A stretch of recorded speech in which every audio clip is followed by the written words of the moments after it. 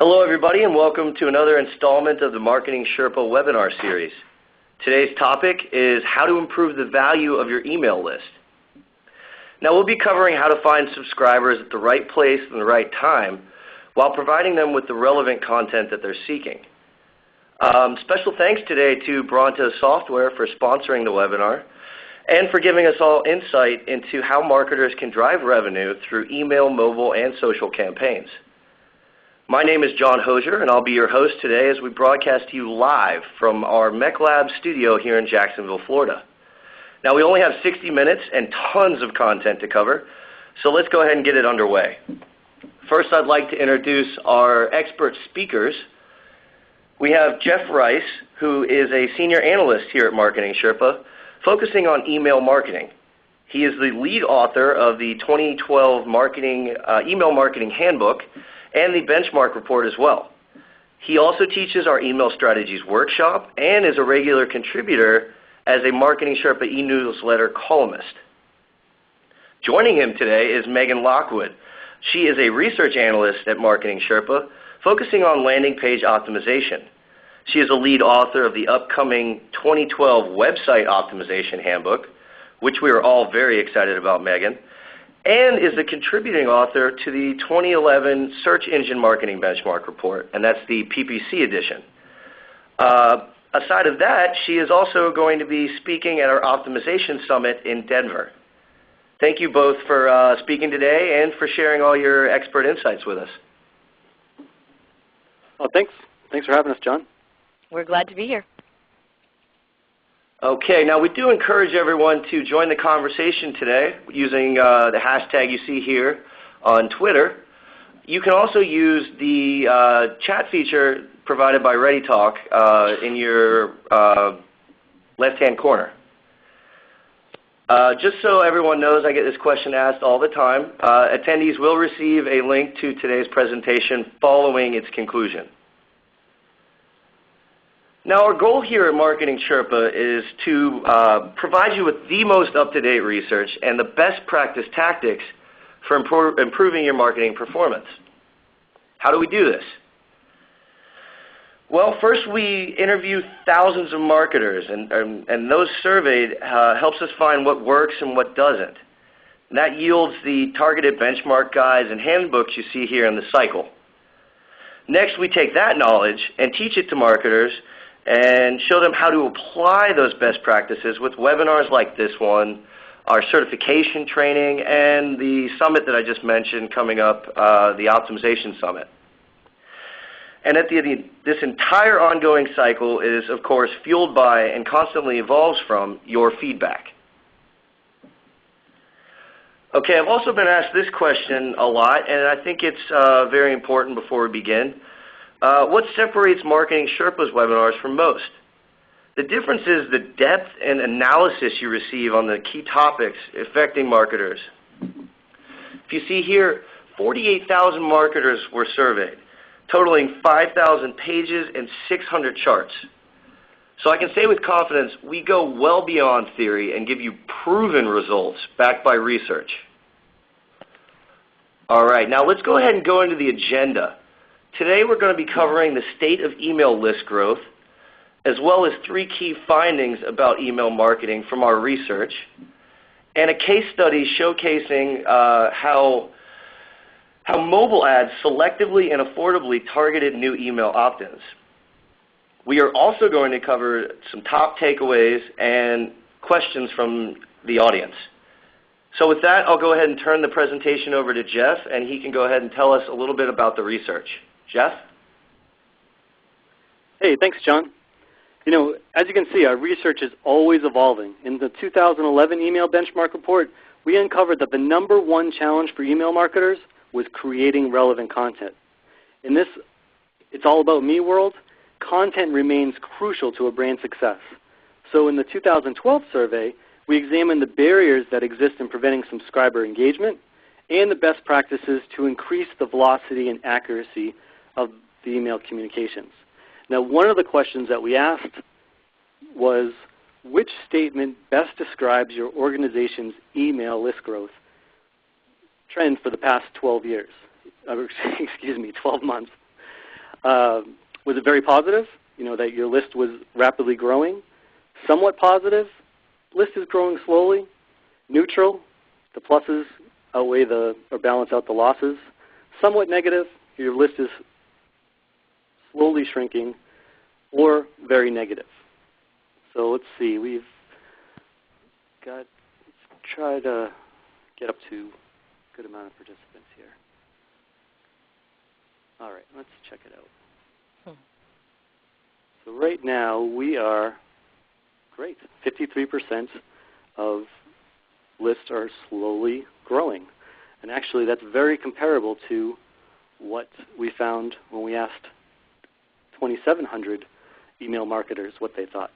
57% of the people thought that, or told us that their lists were growing slowly. So that's actually somewhat reassuring, at least for me, to see that 57% of the people, organizations out there, that their lists are growing smoothly. This hopefully means that most brands today are understanding that a large list is not as important as it is for a quality list of subscribers. Now, if you're feeling good about your list growth, you may want to just take a look a little deeper, though. We had a question from Kenneth Comenda, who asked during the registration, what % of email list becomes invalid every year? Well, the Email Experience Council reports that each year corporations lose 1/3 of their email addresses. So it's vital to focus on building up your list to keep your program running. So this leads to the question, if your organization wants to have the same amount of subscribers as you did last year, 2011, how many new subscribers will you have to add in 2012 to counterbalance these unsubscriptions? So it's a very easy math problem. So just take a moment, though, to multiply your subscribers by 0.33. And the result is going to be the minimum amount of new subscribers you need to acquire this year just to stay even. So this is definitely a challenge.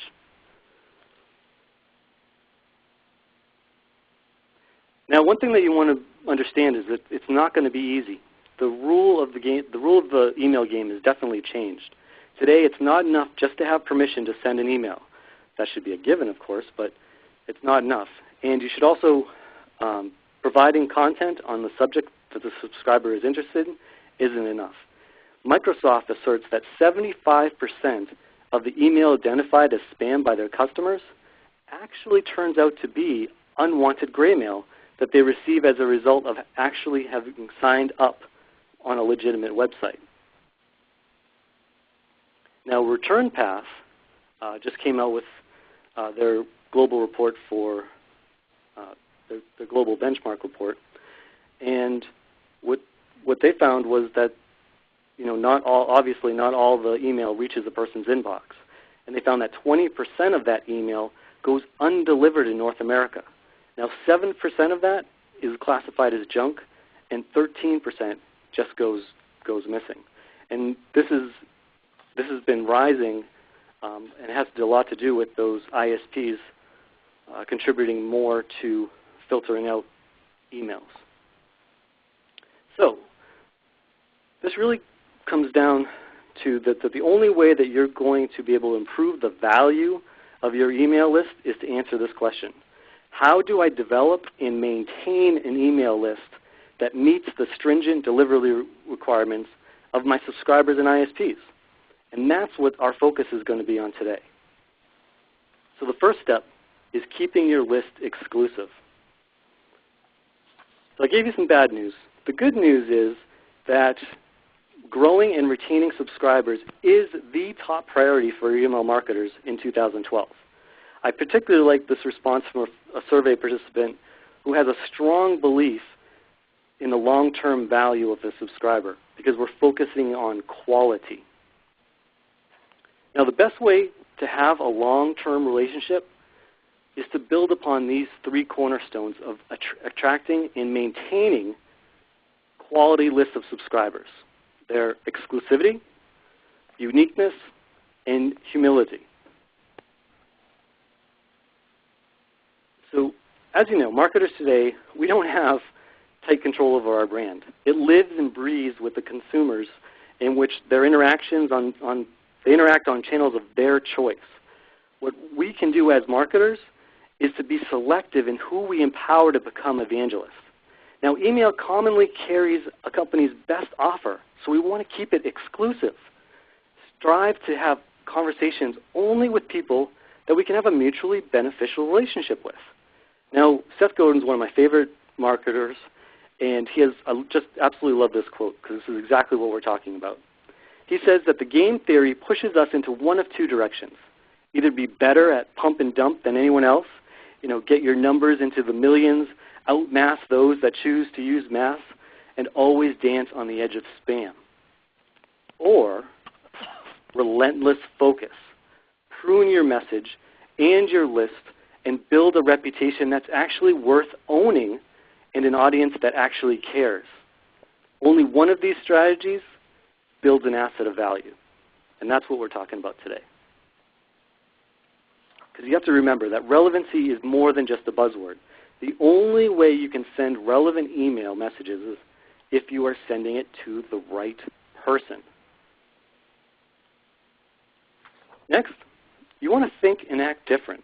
When a subscriber shares their email address with you, it's really an agreement in which they're willing to give up their time, whether it be sorting through emails, deleting emails, reading email messages, in exchange for the value that may come in the form of coupons, discounts, or information from you. Your target audience most likely signed up for your competitors' email offers as well. So what are you doing to separate yourself from the pack? Now, anybody can put water in a bottle or send a 20% coupon every Thursday, but you're better than that. You want to offer your subscribers something they can't get anywhere else. Can you offer a blue bubblegum flavor or assist a shopper with helpful recommendations? Think about how your brand's personality or expertise, this is going to be the key differentiator in a cluttered email inbox. And finally, all of us marketers, we need to have a reality check sometimes. We need to have a piece of humble pie before we create an email program. As marketers, sometimes our egos lead us to become out of touch with the reality of the situation. We start thinking that we know the customer, what the customer really wants, before they actually tell us their needs. There isn't anything more important than keeping our promise to deliver exactly what the subscriber requested and nothing more. At the core of any communication out there, it's a value exchange. The majority of your email messages that you send must contain valuable information, whether it be in the form of reports, entertaining videos, insightful stories, coupons, but they can't be endless self-promotion.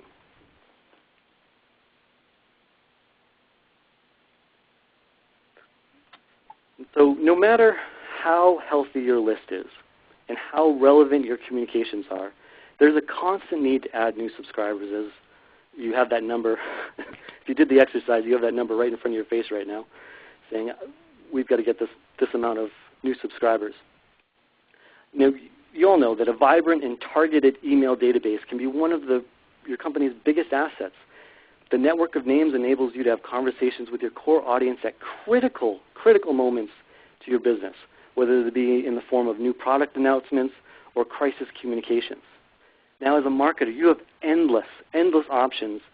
Some of them are shown right here in the wordy of how to attract and acquire opt-ins. But as marketers, we have limited time and resources. So I really encourage you to focus on the opt-in tactics that will attract the highest quality of subscribers. Now I'm going to turn it over to Megan because she has an excellent case study of how one company implemented this strategy. Thanks, Jeff. So what I'm going to do is take you through a case study that will tell you a story about what this looks like in the real world. And so this is a case study about how one company quadrupled their email database by using mobile app advertising to build an initial customer base with opt-in signups. And we had a couple questions in the preceded questions that you guys submitted before, and so this should answer a couple of them. The company is Paper Hat Publishing, and they were a new company that were developing personalized children's books. So as a fledgling company, Paper Hat needed a list, but their list building had certain constraints. Because they sell a very specialized product, they needed to reach a very specific market segment, and they had to think strategically about where and how to best find their core audience. So they went through 4 steps. With a product like a personalized children's book, Paper Hat quickly decided to focus their marketing efforts on direct-to-consumer sales as opposed to, say, retail sales. And then they really needed to go to their target market. First, they had to determine their target demographics, and they decided on a pretty niche target, in this case mothers, who would want to buy a present for their children. Then they looked at selecting the right channel to communicate with these mothers.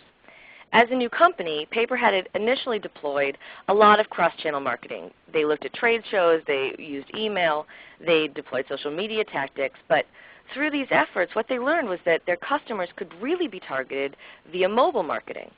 What they liked about mobile was the immediate nature of mobile. Mothers don't have a lot of time, so reaching out to them using a tool that's in your mom's pocket was a smart strategy. And also, because the channel is interactive, the company could actually use mobile platforms to complete sales. So the next step is really building a relationship with these mothers. Like many marketing efforts, Paper Hat Press found that repeat customers were really their most valuable target segment. Mothers were already consumers, began buying more than one book. So they'd buy their first book for their own child and then buy another for a niece or a nephew or a neighbor. So to cultivate these repeat buyers, Paper Hat needed a couple things. They needed database access to existing email addresses, and they needed knowledge about how and where customers were opting into the relationship. And they also needed sort of a pretty robust opt-in tool. And that brings us to step 3. Once Paper Hat decided on this mobile strategy, they had to decide how best to use mobile. And so they considered a couple options. They wanted to do more than just grab traffic through their own app or traditional third-party in-app mobile ads, for example, banner ads or interstitial ads. Instead, they settled on another in-app advertising platform, mobile sign-up ads. Unlike a third-party mobile click-through ad, this opt-in process is less invasive. While visitors do see a sign-up page, users aren't required to completely leave their chosen app in order to fill out this sign-up form.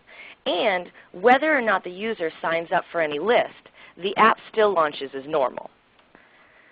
So step 3, in Paper Hat's case, when someone loads a mobile app, they're routed to a screen that reads deals and offers from our partners. I'm sorry, this is the transparent opt-in page. And so 3 ads show in each deals and offer.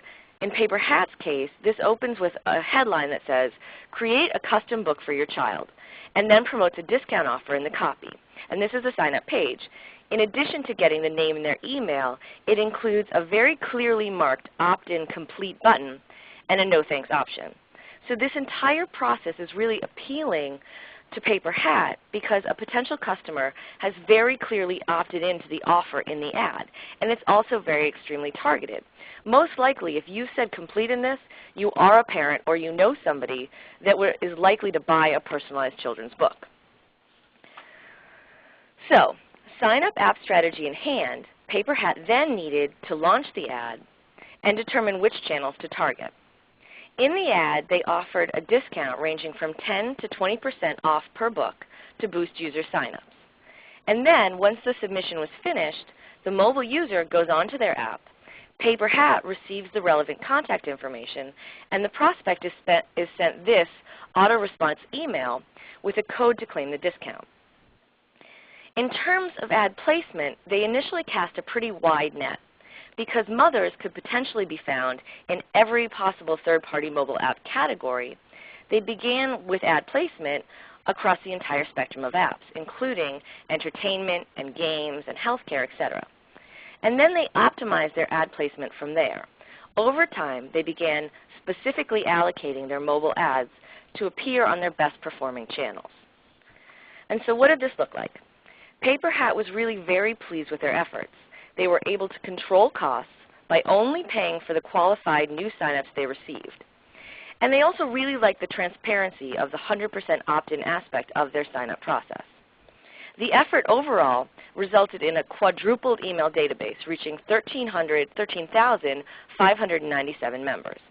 And they also learned more about their demographics of these target mothers. Based on their response rates, they found that news and entertainment and health and fitness were really the largest driving sectors. And interestingly, lifestyle delivered only 2% of overall mobile app relationships, which is surprising and not something you would have expected. So even though Paper Hat doesn't have its own app, it's not only building its email database using mobile marketing, it's also beginning to sell its product through this mobile channel. So what we think is this is a really interesting story about how thinking a little differently can net pretty impressive results. And so now I'm going to take you through an exercise that Jeff talked earlier about how you understand your brand personality. And so this kind of offers a thought process on how you can weigh your opt-in tactics.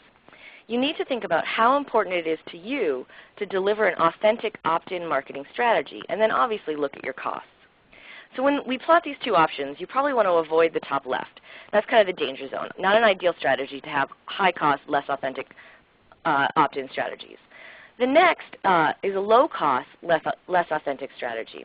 And we have a case study on this from the New York Public Library, and they took this route with pretty significant results. And actually what I'll do is I'll tweet the whole case study or a link to it later. But overall, every time someone borrows a book from the New York Public Library, the library sends a transactional email saying when the book's due. So they decided to add a note to the end of the email saying, be sure to get our updates by joining our mailing list. So this was low cost. They just added one line to something they were already doing.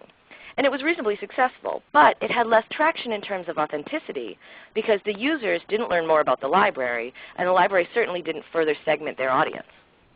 So on the top right, you have a high cost, more authentic strategy. And this is something that the Boston Celtics did pretty interestingly. They built their own game on Facebook. So when people signed up for the game, they could click on an option to join the email program. And every night the Celtics played, the user could track which player had the best game statistics, and they could really engage with the club. So this had high authenticity. Obviously, people engaged in this program are Celtics fans. And the problem is that building your own game on Facebook is relatively expensive, obviously. So it's only going to have proven ROI for certain brands that have fans associated with it, like the Celtics. And so the final option you have is sort of a low-cost, more authentic opt-in strategy, like what Paper Hat did. They built a more authentic relationship because they were matching up this niche audience with a niche product. So you're getting mothers or someone who wants a customized children's book are really the only ones clicking on this link. And it's lower cost because they're only paying for names of prospects that have opted in. So overall, when you look at this exercise, think about your budget and how critical it is to provide a unique experience for your audience. Spending a little extra time and budget for an authentic opt-in experience may be more expensive, but it allows you to filter out extraneous noise and engage with only those individuals who want to communicate with your brand. So I'm going to send it back to Jeff for step 2, I believe, of the email strategy. Oh, thank you, Megan. That was great. Again, we're focusing on quality, so that was beautiful. The next step, once you attract all these new subscribers, is to actually maintain your list. So what we really have to remember sometimes is that the quality of our list has to do with a lot to do with the quality of our database. And in this chart, it reveals that less than 1/5 of organizations keep their database more than 90% correct and accurate. That's kind of scary. Now, Crystal Pierce, she sent in a question to us in regards to how does what is Castle's effect on email? So Castle is the Canadian's anti-spam law that requires all electronic communications to be opt-in. So this means it's going to be critical to keep your data up to date. So a couple steps that you want to consider is, number one, you want to retain the details surrounding the provision of consent as proof. So you want to make sure that you keep record of the source, the date that they opted in, and the statement that they actually consented to. Second, you want to ensure that your current database records identify their permission status, whether they're implied or expressed. And the supporting information, make sure that it's readily available if you get questioned on it. Another tricky part is that your data management system needs to have the capability to manage time limits to assure compliance, such as like a stop send date. So one of the provisions is that it's implied consent if somebody makes a purchase with your company in the past 18 months.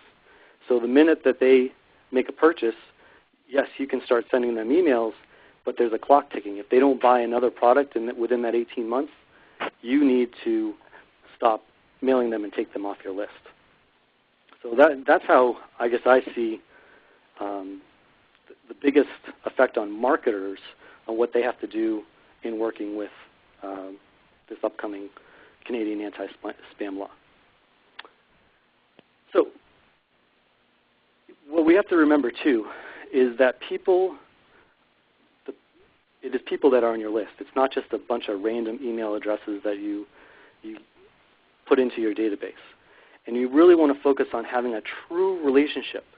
And to do that, it's really important to empower your subscribers to be part of the conversation and part of the process of having the relationship. So this can be done in 3 ways: Preference Center, opt-down, and by inviting unsubscriptions. So we all know registration pages are limiting. Most likely you ask very few questions. As the fewer questions that you ask, the higher your registration rates are. Now, a robust Preference Center can help you mine for specific data to help identify an individual's internal relevance motivations. These may include personal interests, demographics, shopping habits, and preferred communication channels. So here's a great example of a preference list from AAA. First, look how it sets expectations. The page gives you, newsletter options. It calls out the frequency of each newsletter, and you can actually preview the newsletter to see if you actually want to receive it. It also provides alternative communication channels with social media. Now, of course, the challenge in getting subscribers to update their preferences is huge. So you want to ask frequently and test using an incentive to try to get people to update their preference pages. You also want to only ask for information that you're actually going to use. Not acting on this cultivated personal information will quickly be viewed as disingenuous behavior and actually hurt your brand's reputation. Now, Kristen Fitzpatrick also emailed us asking us a question. She asked which of the insights best practices discussed today are especially relevant to nonprofits. And I guess I would have to say this one, because the nonprofits that I've worked with definitely have limited resources. So the more that a nonprofit can empower their subscribers to control and update their communication, the less the nonprofit has to do. And I think that can be a big advantage. Now next up, we can talk about opt-downs. So with your Preference Center, give customers more options to opt down rather than opting out. The opt-down can include reducing frequency, changing offer types, subject matter. Again, include a link to update follows and like statuses, as your customers may prefer communicating on social media sites like Facebook, LinkedIn, Twitter. The goal is to have conversations on their terms, not yours. The option for a pause subscription allows the recipient to set the date the email delivery will stop and start up again. This can be set for a week or a month, which is perfect times when your subscriber goes on vacation, or if you're a B2B client, they have a big project due over the next few months and they want to keep a clean inbox. In this situation, both parties win.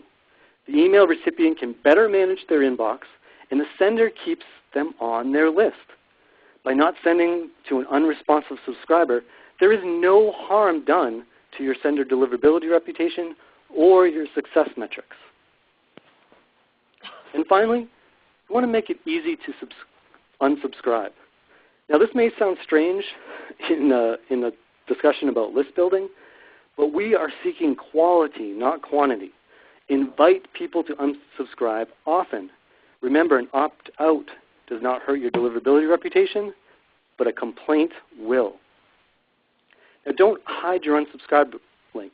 I love this example from EROI, an interactive and email marketing agency. They take the idea of relationship building literally. In this example, they add their edgy personality while quickly seeking a decision. Notice the unsubscribe button is not only on the bottom of the page, but it's also prominently displayed in the upper right-hand corner, giving the recipient option to break up. Now, Steve Delgado asked, how do you convince clients that unsubscribers are not the end of the world? Unfortunately, marketers, we all spend our time trying to convince executives that the value of the list is not the size but the quality. Now, trudging in the trenches, we all know that the time spent monitoring unsubscribers and scheming new ways to engage inactive subscribers could be much better used to invest in relationships with the business's most valuable customers. So to make your case, I suggest that you record the accounting costs of the time wasted dealing with dirty lists and from working to remove your company from blacklists. This includes eradicating spam traps, removing unsubscribers, and possibly the coordination of data across multiple departments. So you're going to want to include the offline time customer service or a sales representative has to spend following up with a subscriber who has recorded too many soft bounces and hard bounce. You want to add the opportunity cost of your team and the recruited coworkers. And if you do this, I think you're going to have a strong case. And then finally, you want to ask why. Like every breakup, you will want to know why it ended. Giving unsubscribers the option to share their reasons will give insight on ways to improve your communications. This should never, ever be a requirement to opt out. But by providing a quick drop-down menu of popular reasons in a comment box to explain further, is a really great option to understand your subscribers better. All right, great content thus far, guys. As we had alluded earlier, we did take some audience questions on that sign-up page, and I wanted to pose this one to both my speakers presently. I had Rebecca Thomas who wanted to know what are some ways to re-engage subscribers to an email list that has won in viewership in the last year? John, I'm glad you asked because we actually have a case study on that. That's perfect. So why don't we jump in? So this is a case. Oh, sorry, Jeff. I'm sorry. Actually, I could add something quickly. Oh, good. Yeah, we should have time. Just because this wasn't the only question relating to this subject. Yeah. There's a lot of questions on this. So, the steps that I suggest is that you first dedicate time. That's the first thing. Every 6 to 12 months to try to scrub your list. Now, list scrubbing is the removal of subscribers that have not opened or clicked for a set period, depending on your business cycle. The most common time is 6 months. Now, we got a question. Somebody wrote in a question about a company that has a really long life cycle of 4 to 8 years, I believe. And so, obviously, based on your business, you're going to change that. But these names can be separated from your main mailing list so that they're not harming your deliverability rates, and then take them off that list and send them to a win-back. Now, with a win-back campaign, this is just a nice note. It's trying to really stay positive. And what you do is you send the inactive subscriber a special incentive or a simple "we missed you" note to try to re-engage the reader and really try to keep the relationship moving forward. Now, I do warn, keep in mind that the special offer should not be over the top. You don't want to entitle the subscriber to re-engage solely to get a 70% off coupon, because otherwise you're going to be in the same situation 6 months from now and you've really started a bad communication cycle. Now, those that don't respond to your win-back email campaign, they can be sent a re-permission or a re-opt-in campaign. And this message speaks really frankly to the subscriber and asks them if they'd like to keep receiving. Usually what companies do is just a big yes button and a big no button. No frills. Are you in or you're out? Now this ignites a long debated dilemma that really questions the true intention of email marketing and your email marketing strategy, actually. Now, proponents of keeping the inactives and continue to send communications, even though they're not responding, argue that these subscribers want to receive the messages and are just filing them until they're actually ready to make a purchase. Or that the mere sight of a company's name in the recipient's box results in a beneficial brand awareness. Now, on the other side, opponents for holding, opponents against holding on to non-responders really stress that the sacrifice to the sender reputation is way too high of a price to pay for the ability to reach loyal and engaged subscribers. Now, personally, I lean to removing these subscribers. And as Megan mentioned before, she has a great case study that really shows why. So if I could hand it over to you now. Sure, I'll take it. So this is a case study on how cutting your list, in this case, in fact, by 95% up front, and focusing on a content marketing strategy can ultimately double sales. So the company was the Indianapolis Symphony Orchestra, who, as the name suggests, put on classical music concerts. And so they had a marketing strategy that was focused on email, but that's really where their strategy ended. Like many firms, including a lot of you that positioned questions beforehand, their marketing database had been neglected for years. And they had what they called a spray and pray approach to marketing. Email subscribers received barely relevant emails at seemingly random intervals, and inevitably the performance of their list suffered. So while the orchestra had a list of actually tens of thousands of subscribers, they had very low response rates. And not only did they have very low response rates in relative terms, they were also uncertain about their email's reception. So in 2008, the Symphony Orchestra took on the challenge to revamp its email marketing, and they went through a 5-step strategy to do it. And step 1, I'm not advancing. Can somebody advance for me? There you are, Megan. Thanks. I don't know what's happening. Step 1, they began by developing a re-engagement effort coupled with a new email marketing strategy focused on delivering relevant content. They created a new newsletter, and then they sent an email to all subscribers on their list. These re-engagement emails did a couple things. They asked every subscriber in the database if they wanted to continue receiving emails from the orchestra. They also asked the list to self-segment by specifying the type of content they wanted to receive. And ultimately, those who did not reply to a series of 3 re-engagement emails were removed from the database. So step 2 in the strategy, once they decided to cull down their list, they really needed rich content to send to the remaining players. Rather than just sending out this intermittent email, they developed a new customized newsletter based upon subscriber preferences. Now, each newsletter would have similar templates, but include unique content and subject lines. So recipients who clicked on the Yes button from the re-engagement email were brought to an account preferences page, which listed 7 newsletters they could subscribe to. Specifically, they could go to classical, or they could get a family newsletter, or they even created a happy hour newsletter for young professionals. So after the subscriber opted back in, they immediately started to receive a new bi-weekly newsletter.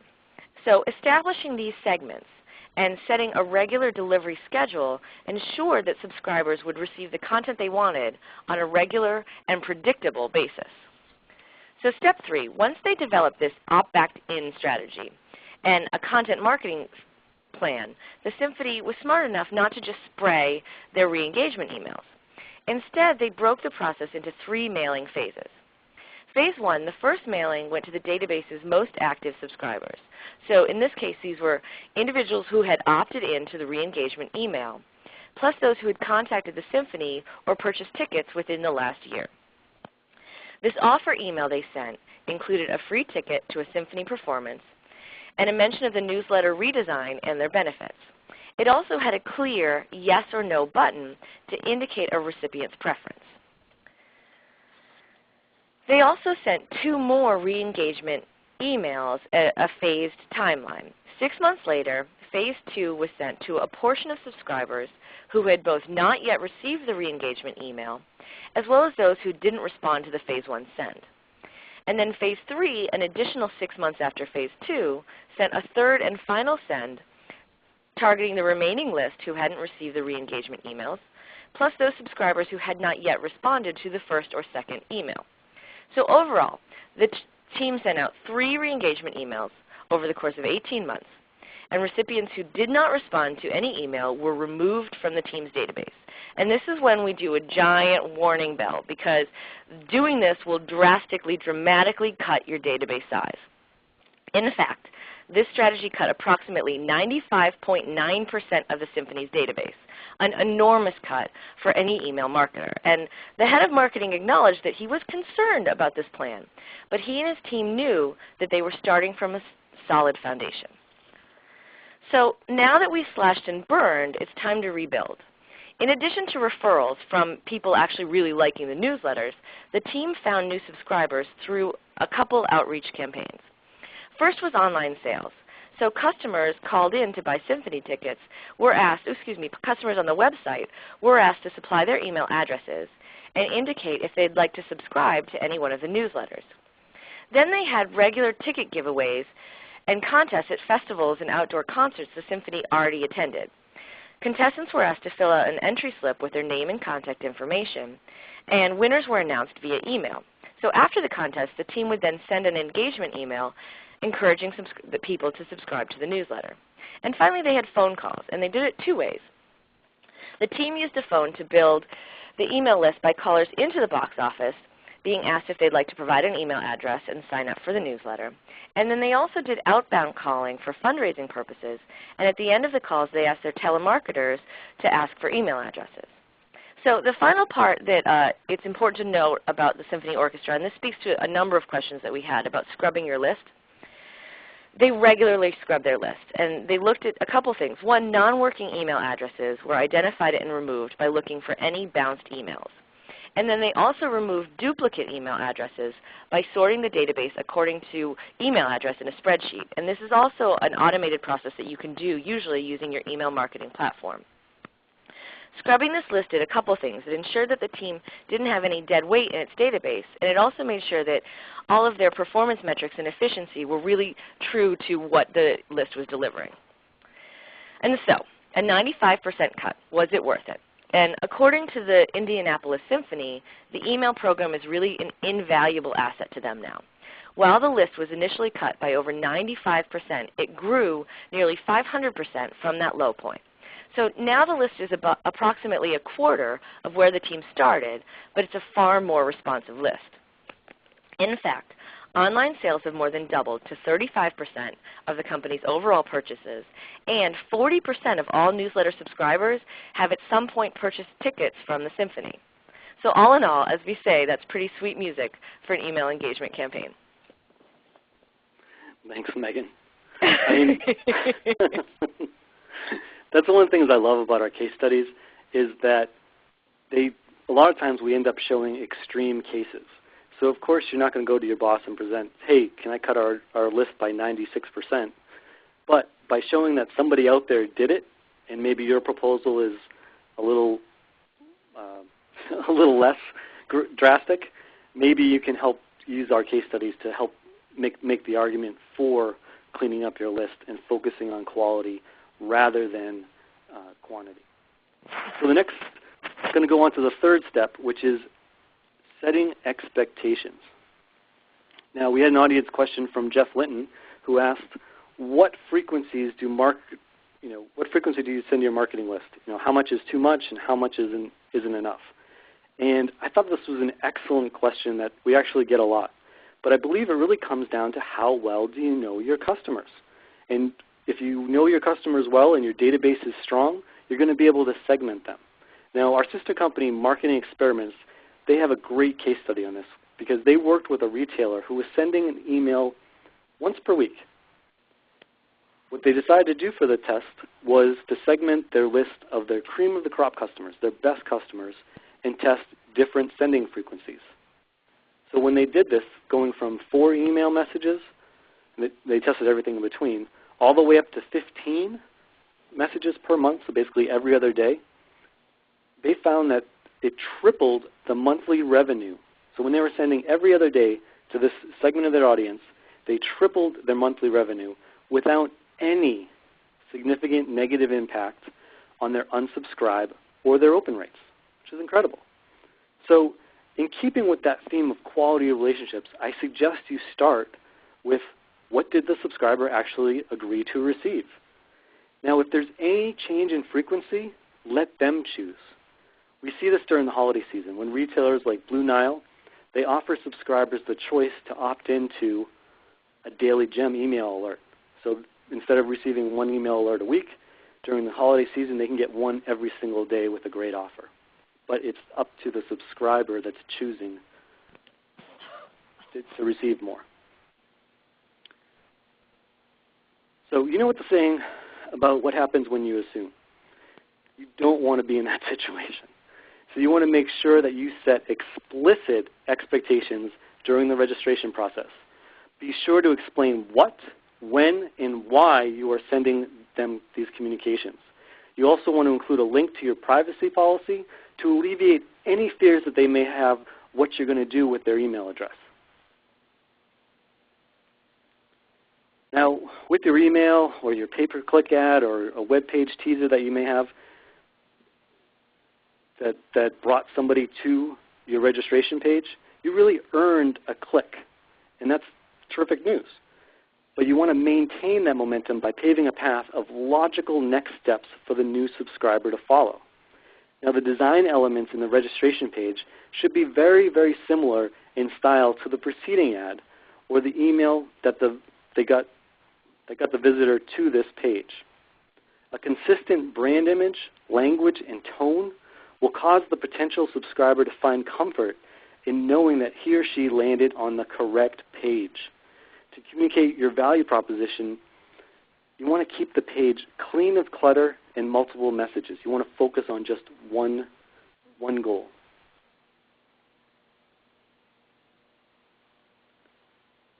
So our president of our company, Dr. Flint McLaughlin, when he teaches, he emphasizes that there is no place for unsupervised thinking in email communications.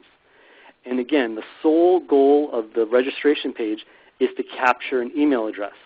So you don't want to distract the potential subscriber with any copy for new products, sales, events, or links that navigate you away from the registration page. These type of offers can always be made available on your thank you page.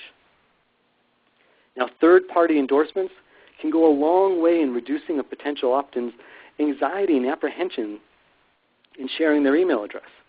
A well-written endorsement from a satisfied customer can really evoke some confidence and trust in your brand. So look here what Zosie did. I thought that they did a really, really nice job that really emphasized that their visitors are signing up to receive discounts on activities. And they did this by, obviously, the headline, incredible activities, amazing discounts, very simple. The sub-headline supported that by saying get up to 90% off the most unique experience and activities near you. And then they had images of the earlier deals. There's even a note in there, you probably can't see it, but they talk about that we never spam. And then instead of having written testimonials, they have logos of National Geographic, US Today, where their service has been talked about. So we talked a little bit earlier about registration fields, and we all know potential subscribers are strapped for time, making it crucial for the opt-in process to be as efficient as possible. And we all know that a long and multi-step form can be intimidating and cause visitors to abandon their registration page. And as you can see from this chart, the most popular is a short form, with retailers coming in at 59%.